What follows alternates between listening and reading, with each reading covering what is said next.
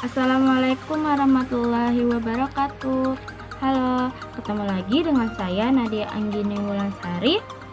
Baiklah, kali ini saya akan menjelaskan tentang komunikasi organisasi nonverbal untuk melengkapi mata kuliah komunikasi organisasi dalam ujian akhir semester ini. Baiklah, komunikasi nonverbal. Komunikasi nonverbal disebut juga dengan bahasa tubuh. Komunikasi nonverbal ini adalah proses komunikasi di mana pesan yang disampaikan tidak menggunakan kata-kata, melainkan dengan bahasa isyarat atau bahasa tubuh lainnya.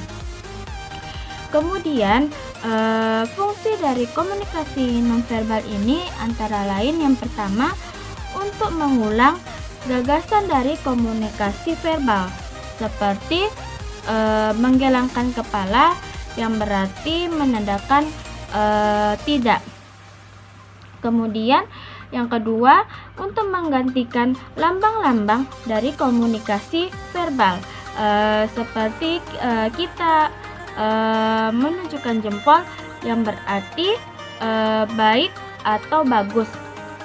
Kemudian yang ketiga adalah melengkapi pesan dari komunikasi verbal. Dalam hal ini melengkapi komunikasi verbal tersebut yang seperti menggelengkan kepala ataupun menunjukkan jempol tersebut supaya lebih memahami dari komunikasi verbal yang telah disampaikan dan lain sebagainya. Kemudian tipe-tipe atau jenis dari komunikasi nonverbal ini antara lain yang pertama sentuhan. Sentuhan ini seperti kita berpelukan yang menandakan kasih sayang. Kemudian yang kedua, komunikasi objek seperti saat kita melihat seseorang yang berpakaian rapi di sebuah perusahaan yang menandakan bahwa dan memakai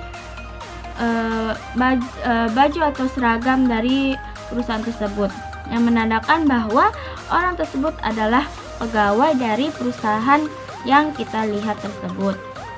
Kemudian yang ketiga adalah gerakan tubuh seperti yang menggelengkan kepala yang berarti tidak ataupun mengangguk yang berarti iya. Dan tipe-tipe atau jenis dari komunikasi nonverbal ini dan lain sebagainya. Kemudian komunikasi nonverbal ini seringkali digunakan dalam kegiatan kita sehari-hari, tetapi sayangnya masih banyak yang belum memahami bagaimana komunikasi nonverbal tersebut terjadi. Kemudian komunikasi nonverbal dalam organisasi maupun dalam kelompok masyarakat, komunikasi nonverbal ini sangatlah berguna, khususnya untuk melengkapi kita dalam menyampaikan pesan kepada orang anggota yang memiliki kekurangan, yaitu seperti orang tunarungu. Dan komunikasi nonverbal ini banyak sekali manfaatnya, terutama melengkapi pesan dari komunikator yang menyampaikan komunikasi verbal dan menggunakan komunikasi nonverbal untuk melengkapi komunikasi verbal tersebut. Karena masih banyak dalam menyampaikan komunikasi verbal yang masih belum memahami jika kita tidak melengkapi dengan komunikasi nonverbal juga. Lalu dari itu kita harus paham dan mengerti betul apa itu komunikasi nonverbal, karena komunikasi nonverbal ini sangat mendukung dan mempengaruhi keberhasilan dalam penyampaian pesan. Lalu contoh dari komunikasi organisasi nonverbal seperti yang telah saya sampaikan sebelumnya, yang ada di tipe-tipe ataupun di manfaat, yaitu contohnya adalah menggelengkan kepala ataupun menganggukkan kepala. Yaitu contohnya dalam sebuah organisasi, pastilah kita ada menyalurkan pendapat, di mana menyalurkan pendapat tersebut oleh orang komunikator atau disebut komunikator. Komunikator ini menyampaikan pesan dengan lewat komunikasi verbal ataupun nonverbal dengan menggerakkan tangan supaya lebih paham. Lalu yang memberi respon dari komunikator tersebut, yang memberikan pendapat, pasti ada yang berpendapat setuju maupun tidak setuju.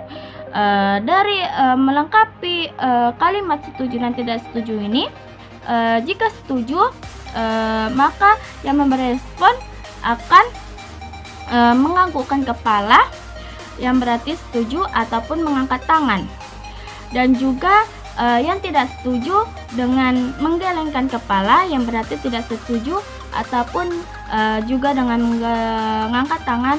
Jika berkata siapa yang tidak setuju, maka saya tidak setuju dengan menunjuk tangan. Berarti dalam komunikasi nonverbal tersebut melengkapi untuk pemahaman dari komunikasi verbal yang kita sampaikan. Mungkin cukup sekian penjelasan dari saya. Lebih dan kurangnya saya mohon maaf. Wassalamualaikum warahmatullahi wabarakatuh.